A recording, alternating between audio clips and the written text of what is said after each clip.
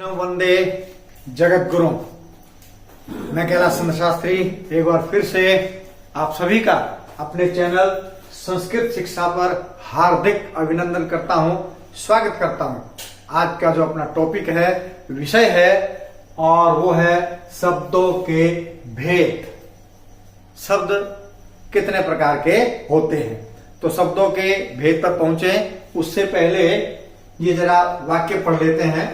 मुख्य रूप से पहले ये दो वाक्य और फिर इसको पढ़ेंगे। अर्थ आए चाहे न आए कोई बात नहीं है, लेकिन फिर मैं अर्थ बताऊंगा आपको। छात्र है, छात्र सदा हमेशा पुस्तकम पुस्तक पठती पढ़ता है। छात्र हमेशा पुस्तक पढ़ता है, इसकी हिंदी है, नहीं भी आ रही है तो आप वाक्य देखिए। उसके बाद छात्रः सदा पुस्तकानि पठन्ति। सभी छात्र, बहुवचन का प्रयोग है, बालक है बालकौ बालकः, छात्र है छात्रौ छात्रः। छात्रः सभी छात्र सदा हमेशा पुस्तकानि पुस्तकें पठन्ति पढ़ते हैं। अब जानते हैं दोनों वाक्यों में क्या अंतर है। यह छात्र एक वचन का प्रयोग है, छात्र है, और जो दूसरी पंक्ति में है इसके स्थान पर क्या आ गया है, छात्रः, यानी कि एक वचन का बहुवचन में बदलाव हो गया है। दूसरा वाक्य है सदा, ये जैसा ऊपर है वैसा ही नीचे है। ऊपर लिखा हुआ है पुस्तकम, इसके स्थान पर नीचे वाक्य में हो गया है पुस्तकानि। ये एक वचन था, यह है बहुवचन। पुस्तकम पुस्तके पुस्तकानि, फलम फले फलानि, नपुंसकलिंग का रूप है, आप पढ़ चुके हैं। यह अकारांत पुल्लिंग, यह अकारांत नपुंसकलिंग। यह पठती, और इसके स्थान पर आ गया है पठन्ति। पठती पठता है, पठन्ति।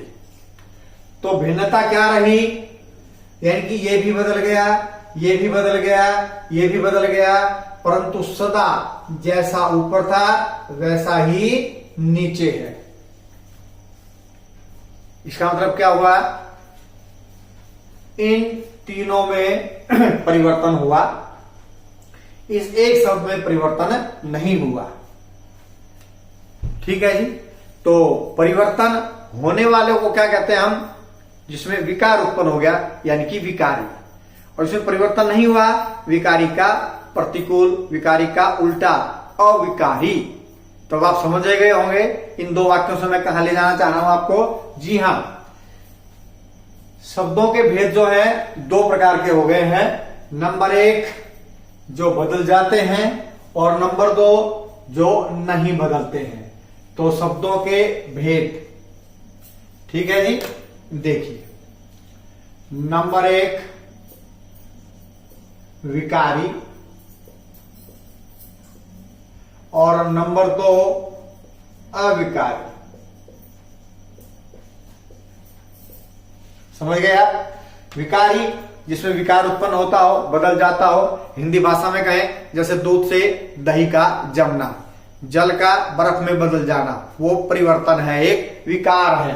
तो जिसमें किसी भी प्रकार से विकार हो, अगर हम वैसे समझें, जिन शब्दों में लिंग, वचन और कारक के अनुसार परिवर्तन हो जाता है उन्हें विकारी कहते हैं, और जिनमें परिवर्तन नहीं होता है, विकार उत्पन्न नहीं होता है, उनको अविकारी कहते हैं। अब देखते हैं ये वाक्य। विकारी और अविकारी आपको समझ में आ गया होगा। अब याद रखेंगे आप, शब्दों के कितने भेद हैं, विकारी और अविकारी। अगर इसको हिंदी में देखें तो हिंदी में लिखा जाता है कि प्रयोग के आधार पर शब्द के कितने भेद होते हैं। प्रयोग के आधार पर वहां दो भेद होते हैं, नंबर एक विकारी, नंबर दो अविकारी, यानी कि बदलने वाले और न बदलने वाले। संस्कृत में सीधा ही है, शब्दों के दो प्रकार के भेद हैं, नंबर एक विकारी, नंबर दो अविकारी। अब ये देखिए, आप एक एक शब्द ध्यान से देखिएगा। राम है, तुभ्यम सुंदरम फलम अयच्छत।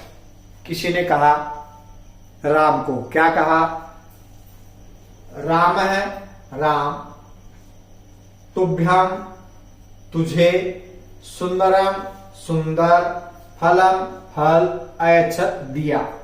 राम ने तुझको अच्छा या सुंदर फल दिया। मैंने किसी से कहा भाई राम ने तुझे जो है बहुत अच्छा फल दिया। तो यहां ये कौन कौन से शब्द हैं, कैसे कैसे हैं, देख लेते हैं जरा। यह राम जो है नाम, एक नाम, और नाम को ही संस्कृत में क्या कहते हैं? संज्ञा। संज्ञा। कोई कहे भाई ये क्या है? श्वेतपट। श्वेतपट क्या? श्वेतपट संज्ञा। तुभ्यम तुम्हें, उस तुम्हें का कोई ना कोई तो नाम अवश्य होगा, और उस नाम के स्थान पर हमने क्या रख दिया? तुभ्यम, तुझे। तो इसका मतलब उस नाम के स्थान पर रखा इसको, तो उसको क्या कहते हैं? नाम के स्थान पर कुछ आ जाए तो, यानी कि संज्ञा के स्थान पर कुछ आ जाए तो उसको कहते हैं सर्वनाम। तो तुभ्यम क्या है यहां पर? सर्वनाम। तुभ्यम राम संज्ञा, तुभ्यम सर्वनाम। उसके बाद है सुंदरम फलम। फल कैसा है? सुंदर। तो ये फल की क्या है? विशेषता, गुण। तो कोई भी विशेषता, कोई भी गुण किसी के विषय में बता जाए, अच्छा, बुरा, साफ, सुंदर, बहुत अच्छा, ये सब क्या कहलाते हैं? विशेषण। तो यहां पर जो सुंदरम है, ये सुंदर क्या है? विशेषण।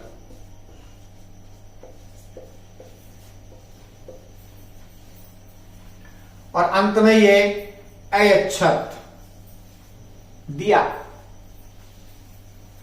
तो देना, लेना, खाना, पीना, हंसना, रोना, धोना क्या होती हैं? क्रिया। तो ये अयच्छत क्या है यहां पर? क्रिया।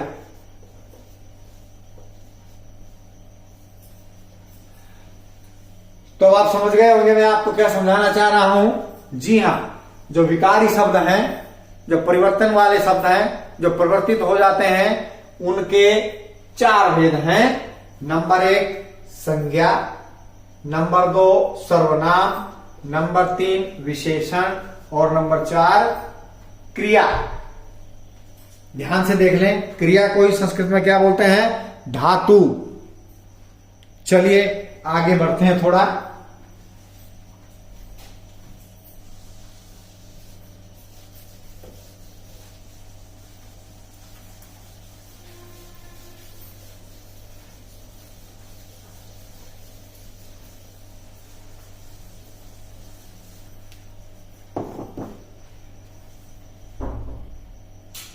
विकारी नंबर 1, नंबर 2 अविकारी।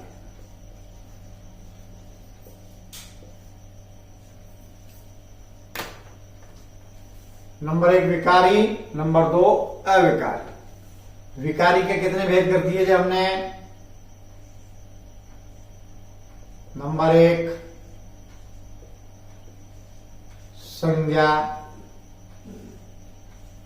नंबर 2 सर्वनाम, नंबर 3 विशेषण, और नंबर 4 क्रिया। संज्ञा, सर्वनाम, विशेषण और क्रिया। परिभाषा के साथ इनके उदाहरण जान लेते हैं। संज्ञा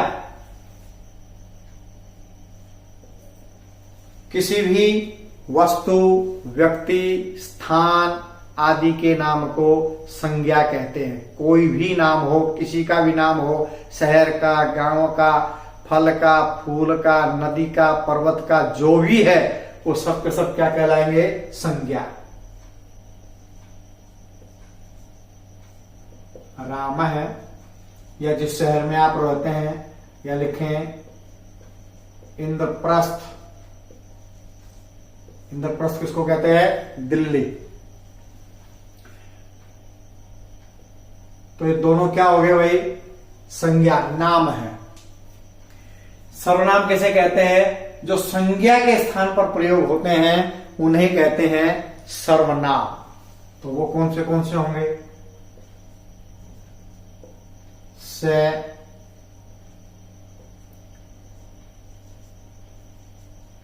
त्वाम, अहम। से वह, वह का कोई तो नाम होगा। त्वाम तू, तेरा भी कोई ना कोई नाम होगा। अहम मैं, मेरा भी कोई नाम है। तो ये नाम के स्थान पर आए, इसलिए इनको क्या कहते हैं? सर्वनाम। उसके बाद विशेषण। विशेषण क्या होता है? जो विशेषता बताए, चाहे वो अच्छी हो चाहे बुरी हो, ठीक है। और विशेषता किसकी बताए? संज्ञा या स्वरनाम की, ठीक है। जैसे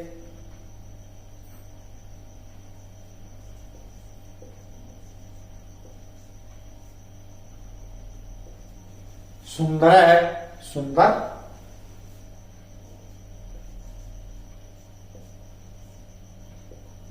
रक्त है, लाल। श्वेत है, सफेद या कोई और। अच्छा, श्रेष्ठ है, ठीक है जी।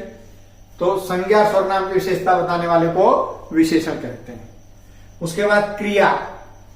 क्रिया मतलब पढ़ना, हंसना, लिखना, रोना, धोना, ये सब क्रिया है।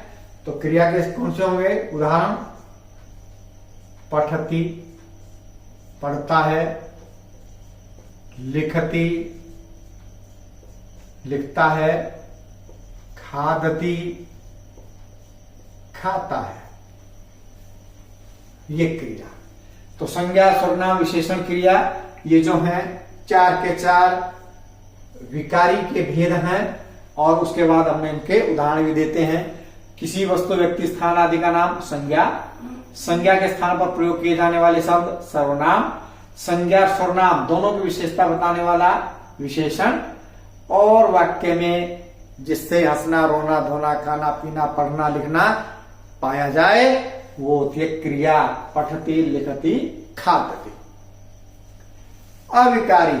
अविकारी हमने दिखाया था उसमें, जो चाहे एक वचन में प्रयोग करो, चाहे बहुवचन में प्रयोग करो, पुल्लिंग में प्रयोग करो, स्त्रीलिंग में प्रयोग करो, कहीं भी प्रयोग करो, जिसमें किसी प्रकार का कोई परिवर्तन नहीं आता, जो हमेशा एक जैसे रहते हैं, उन्हें अविकारी कहते हैं। और इन्हीं को संस्कृत में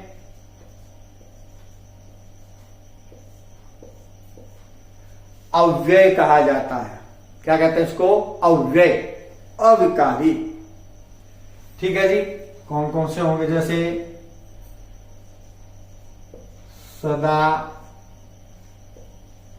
तदा, तथा, यथा,